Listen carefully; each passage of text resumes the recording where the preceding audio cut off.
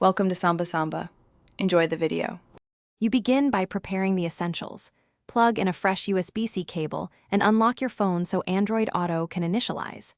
Once done, make sure Bluetooth and location are enabled because the head unit and phone exchange pairing data and permissions. Open the Android Auto app or settings to accept prompts. This grants microphone, SMS, and navigation access, permissions the system needs to route sound and directions to your car. Do this now, and the phone will be ready to pair with the vehicle head unit. You'll now pair and configure the connection step by step. Select Android Auto on the car's display, then pick your phone from the Bluetooth list. Accept the numeric code match so pairing is secured.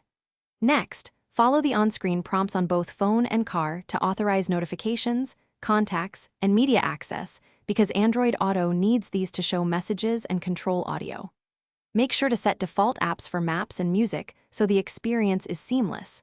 If asked, allow background app activity for uninterrupted navigation. Finish by confirming audio plays through the car speakers and that voice commands register. Say a simple navigation command to test. If Android Auto stalls, restart your phone and head unit, then try a different cable or switch the USB mode to file transfer because many failures stem from cable or mode issues. Make sure both phone OS and car firmware are up to date, and only enable Android Auto developer settings if you know what you're changing. Otherwise, updates and a good cable solve most problems. Thanks for watching. Consider subscribing if we helped you.